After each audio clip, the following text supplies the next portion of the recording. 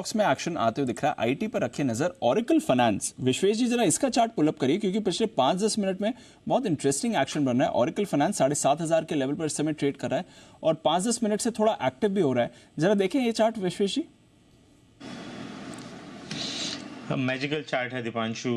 Basically आपको ये समझना है कि ये पर्टिकुलर स्टॉक 2013 में लास्ट टाइम 4700 के आसपास था।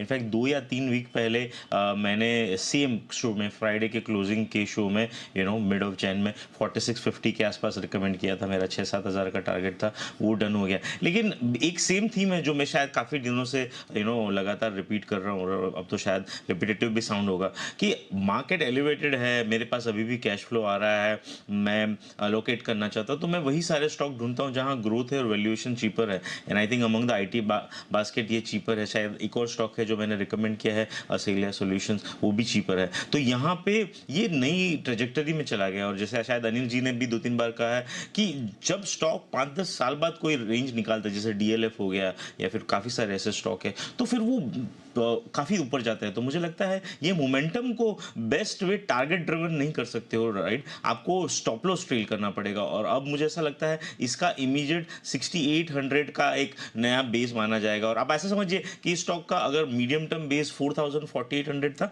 अब इसका नया बेस लेवल 6500-6800 होगा। जब तक उसे नीचे नहीं जाता तब तक मुझे नहीं लगता यहाँ एग्जिट करना चाहिए। आई थिंक ये शायद 8-8.5 हज़ार तक भी देख सकते हैं।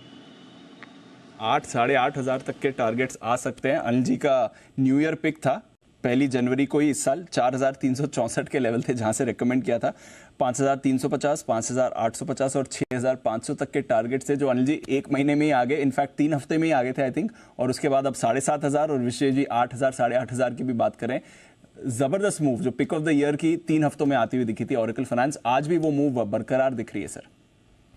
बिल्कुल दीप, और अच्छा प्रदर्शन किया स्टॉक ने। और सबसे बढ़िया बात है कि स्टॉक की जो एक टर्न अराउंड स्टोरी बनी पिछले नतीजों में, उसने कमाल किया है। पहला कमाल वहाँ से आया है सबसे बड़ा। दूसरा कमाल था सस्ते वैल्यूएशन का। जब हमने रिकमेंड किया 5-6% का डिविडेंड यील्ड होता था आईटी कंपनी में, और सबसे बड़ी बात पेरेंट कंपनी विदेशी कंपनी और जो अच्छे खासे मल्टीपल पर वैल्यूएशन पे ट्रेड करती थी। और यही वजह कि हमने लगातार कहा कि आप इसको टाइम वाइज होल्ड करिए। कभी कभी कोई स्टॉक जल्दी चल जाता है, कभी कभी लंबा इतना समय लगाता है। अभी भी फॉर एग्जांपल स्ट्राइड फार्मा हमारे भाव से अभी भी 200-300 रुपये नीचे लंबा समय हो चुका है। कभी कभी कुछ स्टॉक्स है, टीवीएस लॉजिस्टिक्स वो वाला स्टॉक अभी भी नहीं चला है, तो कई बार नहीं भी चलते हैं। तो इसमें ज़्यादा तेज़ी से भाग गया तो इसमें हमारा कमाल नहीं है। कमाल सीधे सी बात है, मार्केट भी अच्छा है, कंपनी के नतीजे सही टाइम पर अच्छे आ गए, अच्छे वैल्यूएशन पर रिकमेंड हो गया, तो ये सब चीज़ें मिलके है तो ठीक है, अच्छी बात है, कोई दिक्कत नहीं है। मेरे ख्याल से अगर आपके पास है तो थोड़ा टाइम वाइज होल्ड करिए, हड़बड़ी और जल्दीबाजी में बेचिए मत जी। थोड़ा टाइम वाइज होल्ड करिए, जल्दबाजी में